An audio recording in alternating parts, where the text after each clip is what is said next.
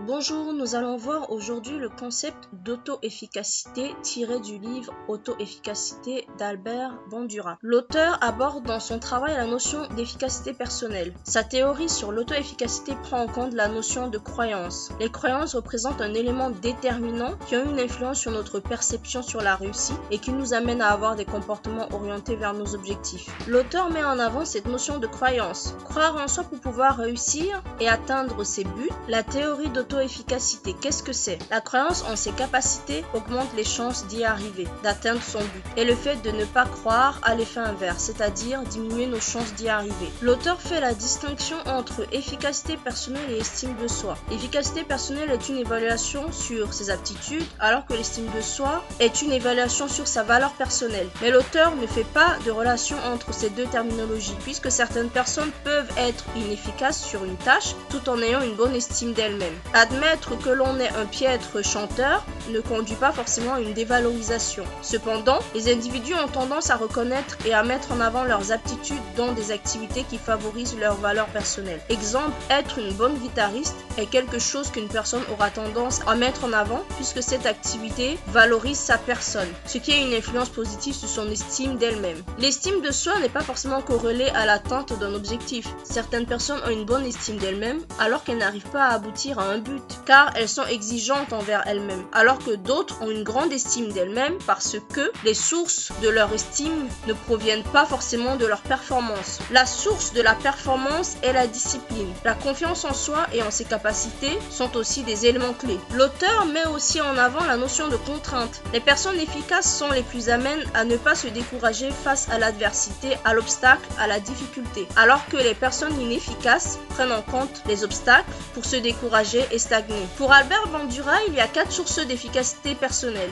Première, les expériences de maîtrise. Les expériences qui entraînent une maîtrise car elles permettent d'avoir une indication sur nos capacités. Il s'agit d'expériences qui amènent à se confronter à des obstacles, à aller au-delà, ce qui permet de développer de la résilience à travers la persévérance. Les obstacles sont des sources d'apprentissage et l'adversité apporte une meilleure maîtrise de soi, de ses aptitudes, notamment lorsqu'on est confronté à des événements imprévus. En traversant des périodes difficiles et en ayant une attitude de résilience, on en sort plus fort. La deuxième source d'efficacité personnelle est l'expérience vicariante. Il s'agit des expériences qui permettent d'observer les comportements des personnes de notre entourage qui ont réussi et en s'inspirant. L'un des moyens d'évaluer ses aptitudes par rapport à une activité donnée est d'analyser les réalisations d'autres personnes dans cette même activité. C'est ce que l'auteur appelle la comparaison sociale. Obtenir un 14 en anglais est une bonne note, mais cette note peut être une note moyenne si la majorité des élèves l'ont obtenue. Cependant, évaluer la globalité des notes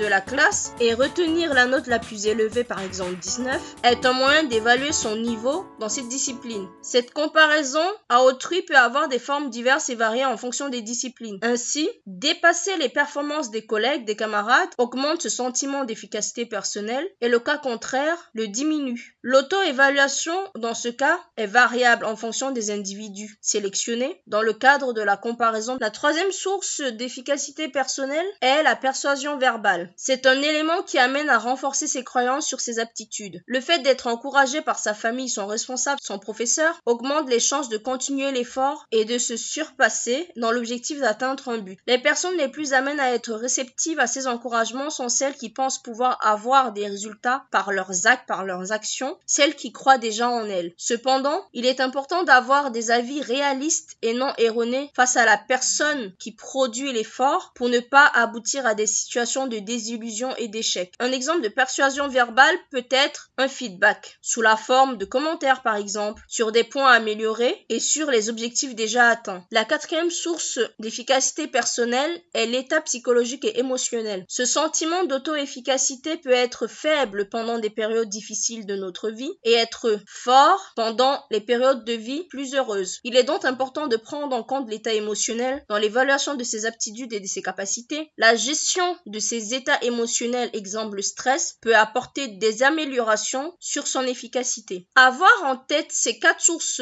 d'efficacité personnelle est un moyen de faire une auto-analyse sur sa situation. Malgré de nombreuses critiques sur la théorie d'Albert Bandura, certaines personnes peuvent en faire usage comme outil pour améliorer leur auto-efficacité et pour atteindre leurs objectifs. Un des éléments importants à retenir sur cette théorie est d'avoir la capacité à affronter les épreuves, aller de l'avant, pouvoir se réajuster en cas d'échec en travaillant plus, prendre les échecs comme des défis, comme un moyen de s'améliorer dans sa discipline, pouvoir devenir meilleur. La vidéo est terminée, n'hésitez pas à vous abonner.